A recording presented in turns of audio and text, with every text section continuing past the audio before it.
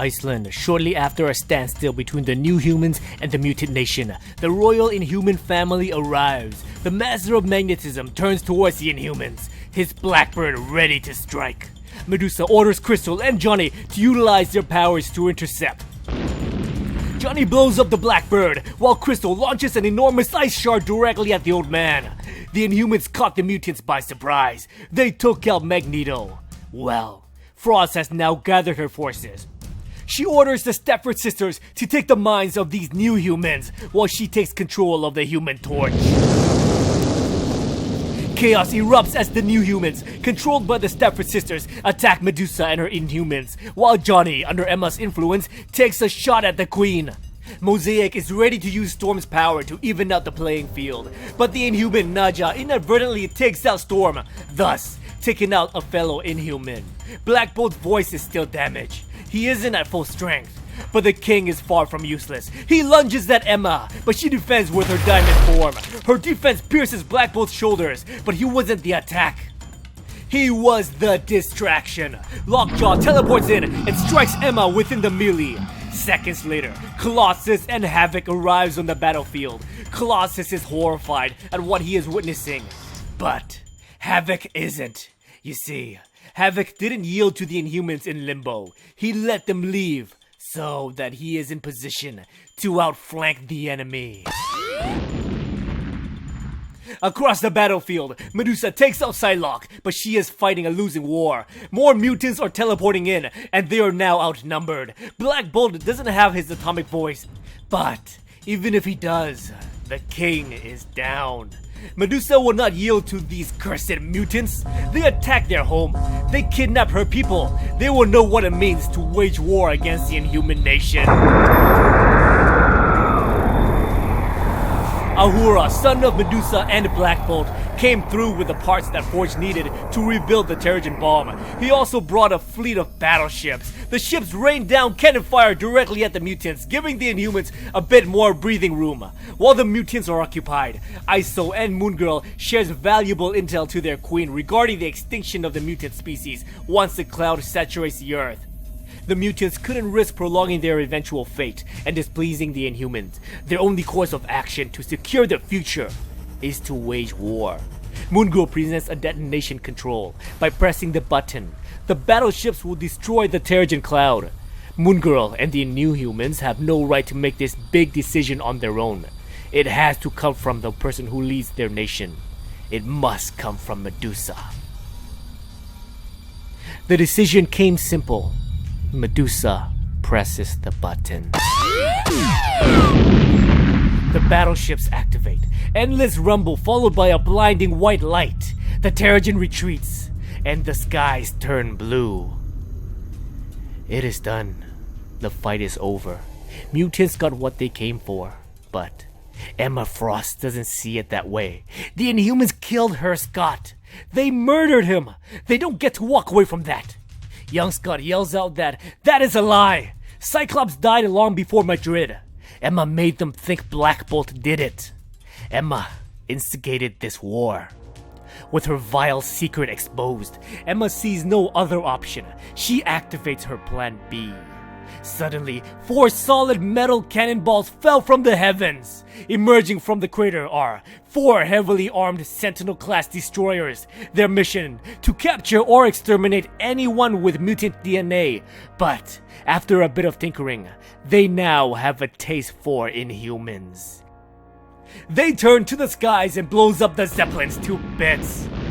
Ahura, son of the king and queen, mourns for his people whom perish on the vessel, while the old man Logan rescues New Human Inferno from the blast. After seeing the gigantic metal monsters, Forge's memory kicks back in. Emma made him build them. They are hers to command. The X-Men Sentinel Cerebra prepares to go to war, but suddenly, he erupts in brilliant explosion. Emma doesn't stand alone on her war. Magneto stands with her. With the aid of Magneto and the 4 Sentinel destroyers, Emma truly has the upper hand. The Inhumans and mutants have stopped their squabbling. They now see the chaos and they have reservations. Well, Not if Medusa can help it. The king and queen will do what they need to do to inspire. They will be the light in the darkness. They will lead the charge for both Inhumans and mutants alike. Black Bolt drops Medusa on top of a sentinel. Quick words were exchanged between Frost and Medusa before the Human Torch lights up one of Frost's enforcers.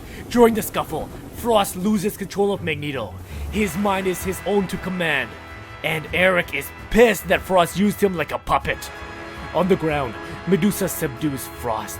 She defends with her diamond form, so Medusa puts on the squeeze.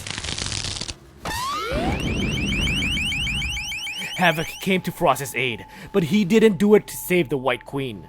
He owed Scott something. That debt is now paid. Muir Island later that day, present-day Hank McCoy is released from his cell. The mutants pick up from where they left, but it will never be the same. Emma Frost went underground. For her treachery, she is wanted by the Inhumans and mutants alike. She will resurface, so the hunt for Frost will be on hold until the White Queen re-emerges. New Adelan. Queen Medusa breaks the news to her people. Going through Terrigenesis was a birthright, a journey to enlightenment, a transformation to their true form. Now, that right is gone. The Inhumans' legacy doesn't outweigh the lives of their neighbors, the mutants. It had to be done, and Queen Medusa knows it. The decision to destroy the cloud is accompanied with Medusa's decision to step down as queen. This role will go to Isol, a well-respected new human. The people will listen to her. Medusa is now free from all expectations. She is free from the burden that accompanied the crown.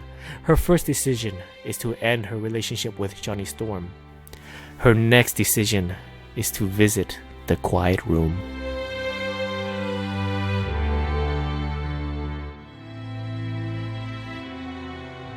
What's going on, guys? Welcome to Comic Island. My name is Joey and this is my review of the Inhumans vs. X-Men issue 6. Finally, the battle is over and everyone can hold hands and sing campfire songs. This whole story arc had huge potentials, but it's always the ending that makes it or breaks it for most. Charles Soule and Jeff Lemire hit the ground running with the Death of X short series, where we got filled in with what happened in the Marvel Universe during the 8-month gap when Secret Wars ended. We got a prime X-Men die, so that ups the stakes. We got a huge plot movement for the Inhumans, as their Terrigen cloud now moves around the world, awakening new humans and killing mutants in its path. Then we got some planning and scheming of the X-Men, leading to an all-out war in issue 6. That is basically what we were offered. No nonsense action between the Inhumans and the X-Men.